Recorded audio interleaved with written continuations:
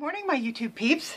I'm coming to you today, which will be Sunday for you, with the first of the Goober versus Guru mask challenge that I'm doing with Cynthia over at her channel called Old Broad, which will be linked below. For as long as we do this series, we're going to be using masks. This is the one I've chosen today, and talking about beauty from different perspectives. So I thought that was kind of a fun idea. So anyhow, what I'm using is the Freeman Feeling Beautiful Pomegranate Revealing Peel Off Mask. The name of this mask reminds me of a book that I read way back, I think in the 1980s, which I'm going to talk to you about. I love peel-off masks, incidentally. I think I told you guys that. It just feels so good to rip your skin off. All those little hairs come out too. It's great. So anyhow, you just put this on, smooth this on over dry skin, which I happen to have, clean dry skin. So we'll see. And I should be able to get 2 applications out of this.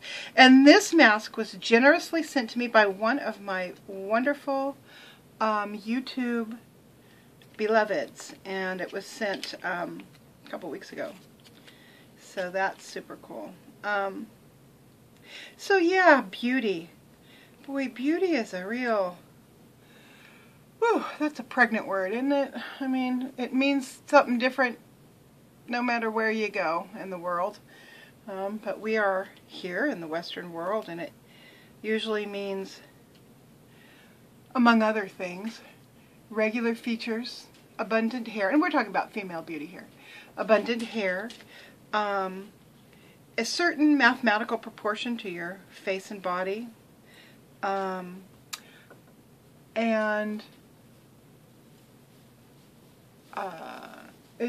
now, of course, it means slender. Sometimes it means slender and athletic. And of course, I'm talking about young beauty here. I'm talking about premenopausal beauty. So many of us that are now postmenopausal, we we say goodbye to our young woman beauty very reluctantly, kicking and screaming, holding on to the door jamb, not wanting to pass through the portal into elderly, essentially asexualness. And, there's probably nothing wrong with that, because it does eventually get to us, and eventually most of us manage to make the switch, without too much trauma. I mean, it's far more traumatic when you're 56 than it is when you're 83, I think. I think you've had some time to get used to it by then. Except for my mother, who tells me frequently that, well, I feel like I'm 19. I don't know who that old lady is in the mirror. So, yeah, I guess that might be waiting for me too. I don't know. So anyhow, let me tell you about this story that I read. The name of the story, I looked it up online. I couldn't remember the exact title. I know it had something to do with Swan, and it is called Swan Song. And it was a post-apocalyptic novel, like I said, written in the 1980s. And it's about these bands of people who survive this World War III, and how, different bad guys, and as well as good guys, I imagine, are sort of vying for position to recreate some sort of order or government or power structure. And the protagonist of the story is a young girl her name is Swan. She's not a very attractive young girl. She's kind of homely, a little dumpy. And she is a key player in this new order that's coming, back into the world. She's got a job to do. She's a sort of a good angel. She's not an angel, she's a human, but she's she has this, I used it all, incidentally. She has this duty to perform, and she needs to migrate from wherever she's living at the time to this other place. And all of this sort of gets revealed to her as time goes on and through the people that she meets. So she doesn't know any of this at the beginning of the story. And she meets up with some other people who end up being her teachers and protectors. Anyhow, so what starts to happen a while after this apocalypse is that there are people, some people, not many, but some, who start to grow these growths on their face. And this little girl is one of them. The growths are crusty and thick, and they start to grow together. And they grow like over her eyes, and they start to go over her mouth and nose. It covers her complete head. Her entire head is this helmet of nasty, crusty, warty-looking growths. And at the point where the growths are just about ready to completely close over her mouth and her nose so that she can't take in any sustenance or water and she can't breathe, they begin to split and break apart. And over the course of a certain amount of time, I think it was just a few days, these growths, they just fall off of her. And the others around the world that these things grew on as well. And what happened is that the inner person, whoever the person was, whatever that person's degree of beauty or ugliness, so to speak, was inside, was revealed on their face. So the bad guys looked like, horrific monsters, and the good guys had this sort of angelic, ethereal beauty, which of course she did as well. She also had this hair that was different. I think it was like a white, silvery white hair, and she was of course beautiful. Well,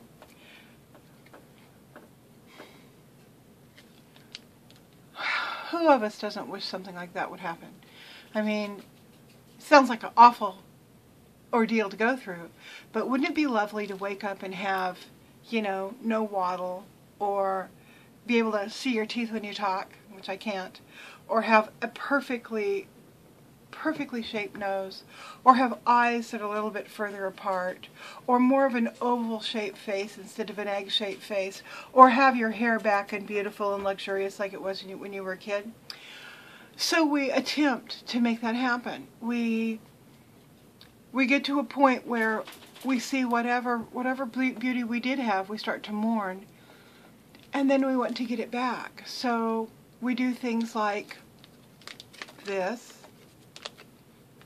or any manner of other things. I'm going to pause this and deal with my dogs and come back. I don't know. We'll see what happens. See if we get more yapping. I took the opportunity to wash the goo off my hands. So anyway, we start using stuff. Day creams, night creams, sunscreen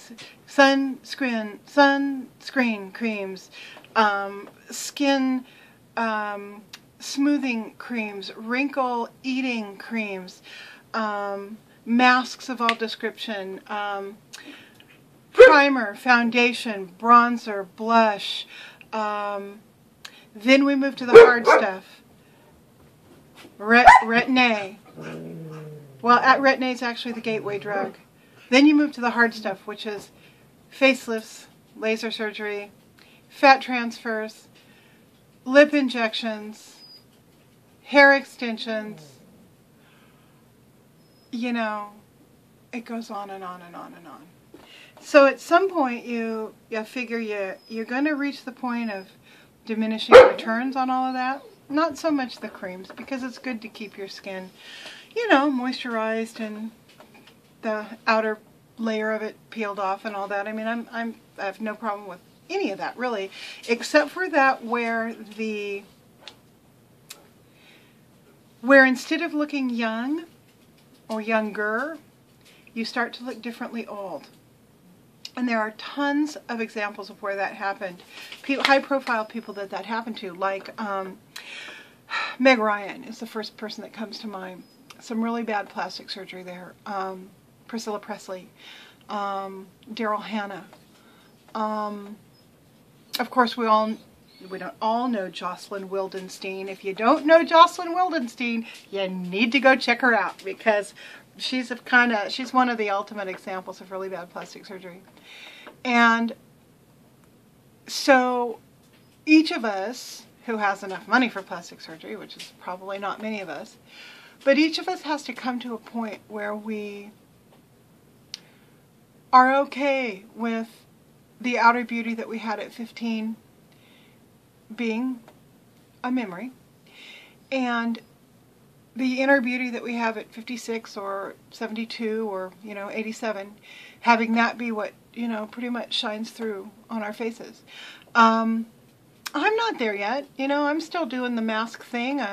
Any of you guys who went way back in my videos know that I had a eyelid surgery. I had the blepharoplasty, upper and lower, which I could lie to myself and you and say, oh, it was because I couldn't see all that well, which I couldn't, and that my eyes were tired, which they were, but the real reason is because I wanted my 19-year-old eyes back. I really did. And my surgeon gave me exactly that. Wonderful surgeon. So even though it's probably a minimal thing for most people who watch my videos, like, was that before or after her surgery? I can't really tell. Let's, pause it and look. Most of you guys couldn't tell. I can tell. And it makes me happy when I look in the mirror, and if I'm deciding to play with, I'm looking at the mirror right now, if I decide to play with a cat eye wing, I can do it because I don't have a bunch of skin here. I have to be careful because I still have a lot of kind of, I've got the way my eyes are deep set. What do you call that? Hooded. My eyes are hooded anyway, so people with hooded eyes have a very tiny little spot where they can do a cat eye. So just naturally I wasn't, even as a 15-year-old I wouldn't have been able to do that much of a little winged eyeliner.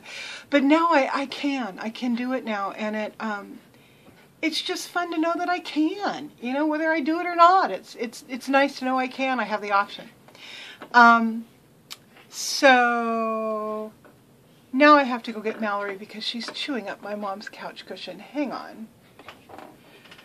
Yeah, the hours that my dogs are in the house are interesting. They're not used to this house. They don't know what they can chew, where they're supposed to lie, blah, blah, blah. So anyhow, I'm multitasking this morning. So anyway, so yeah, I was really glad to do that. Would I do more? Possibly. I don't know that I'll ever be able to afford it again, but if, like for example, if when I'm finally done losing weight, I weigh 266 today, let's say I find a nice point, let's say it's 100 and, I don't know, 52. Let's say that's just like a really good weight for me. Gosh, I feel good at that weight. I'm nice and strong. I don't really need to lose any more. Probably shouldn't gain any more. Okay, if all of this chickeny, waddly neck stuff that's going on here is lower and hanging in folds, I would definitely consider getting that pinned up. Yeah, that would be lovely. Just correct the line a little bit. Would I do like Botox and forehead lift and all of that? No. Because I don't see like forehead wrinkles or even like crow's feet or even like these marionette lines. I don't see those as being flaws really, or things that would make me feel better if I corrected them. This would make me feel better, in part because when it really gets hanging, it starts to get caught and stuff. It's like you're wearing a turtleneck. Where do you wear it? Do you wear it underneath the waddle or do you wear it above the waddle? You have to start making these decisions, and I would like to not have to make those decisions. So yeah, that's something I would probably consider. If I end up with a bunch of extra hangy gut skin that's like just, you've seen it, it's this thick, right? It hangs like double and it's this thick. And what do you do with that? Well, you can shove it in your Spanx and you can do all sorts of other things. If I had the money to have that whacked off, I would do it. Boob lift? I don't think so. Boobs can do whatever they want. That's what a bra's for. And I rarely would go without a bra anyway. like to be so that they don't move around. And so I just, you know, roll them up, shove them in a bra, and everything would be fine, right? Right. So everyone's got their line. Those are mine. Another thing I had done, and I'm a little on the fence as to if I would do it again because I don't really know what its long-term effects are. But I did have pixel laser skin, I guess they call it. Well, they called it resurfacing, which makes it sound like a road. But yeah, and at the same time I did my eyes. The guy, I was out, so he zipped the little thing all over my face. And it's really weird because when it heals, it's like all these little dots that are crusty little dots. And you think, oh my God, what have I done? And of course they heal and fall off, and then your skin looks nice and fresh and pretty and kind of plumped up because it does something with the collagen. It stimulates it. Doesn't last forever. I mean, if you're really into laser surgery, probably have it done every, I don't know, 6 months or so. I don't know what the frequency is. So anyhow, would I do that again? I don't think so. I don't really think so.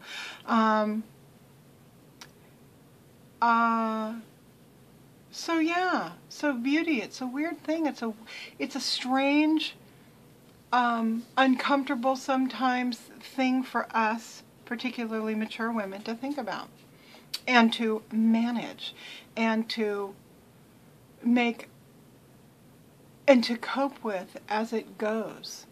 Yeah, so that's what I've been thinking about. Anyway, and by the way, of course, you know, the little girl won in the end, and bad guys died, and everybody was in happy little meadows playing with, you know, raccoons and stuff. So, you know, all was well in the New World Order. So, yeah, what else am I doing? Well, I'm taking my vitamins, my silly little chewable vitamins that are probably not really good for me when you get right down to it. Multivitamin, krill, and some biotin. I have no idea if I'm biotin deficient. If you're not biotin deficient, taking extra biotin is not going to make your hair grow, but I figured I'm on this kind of severe diet. I don't know if I haven't really balanced all of my foods beautifully yet. I'm still working in that direction. So, taking a little extra biotin. Can't hurt. It's a B vitamin, so you pee it right through if you don't uptake it, so that's alright. And I'm also drinking my anti-inflammatory tea. You can see that the solids have gone down to the bottom, which is no big deal. As you drink it, they begin to remix. And what's in here is my anti-inflammatory tea, and half of that, and then the other half is cherry juice, the unsweetened stuff that my son got me. So, that is what I am doing this morning. Thank you for joining me on this mask off. This is going to have to dry for quite some time, so I'm going to let this dry. Ooh, I've gotten goo hanging. Wasn't that lovely? I'm going to let it dry, and I will come back and do some peel off with you and discuss it a little bit, tell you how I feel. So, see you in a few. What's your video about?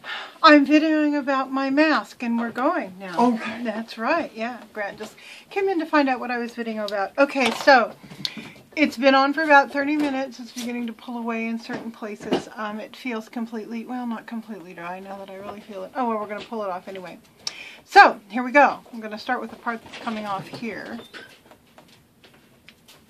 Oh, yeah. That does a nice peel. I mean, you can, it's not super thick like that other one I used that yanked my skin off. But you can pretty much, yeah, see? Oh, look at, watch how my loose old lady skin gets pulled out. Oh, isn't that lovely?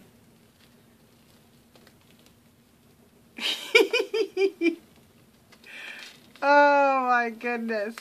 Oh, that was good. That was satisfying. Oh yeah. That was right on par with finding a really big blackhead. Having your kids come. Look at it. It came off like in one sheet. These things never come off in one sheet. That was really cool. Now I'm going to look in my mirror and see what I've missed. Okay, so a little bit here. Yank out hair that I absolutely can't afford to lose, but I'm going to yank it out anyway. Okay. All right. This stuff leaves your skin feeling very smooth. I'm going to turn it to my super magnifying, and I'm going to see what I can see up close. So hang on. Okay. All right. It's very smooth. It looks like it's been defoliated pretty good. Let me just look at the inside of the mask and see what I can see. If I can see anything. So the inside's going to be this side.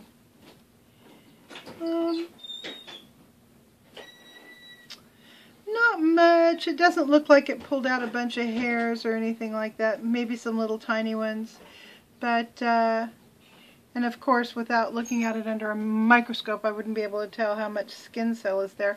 But you know, just from feeling my face after having used this, I would say it probably yanked off a pretty good layer of top dead skin cells. So, I would say that the Freeman Revealing Mask, peel-off mask, is a win. And if I ever end up with another one, I will definitely use it. I would probably even consider buying it because I love the feeling of yanking the thing off and having my skin feel so smooth. So now I've got to go get rid of the little bits of mask left in my almost non-existent hair. And then I'm going to town. So thank you for coming along with me on the first masking. And stay tuned next Sunday for the next one. And please visit Old Broad at the link below and take a look at her unmasking video. Talk to you guys later. Bye.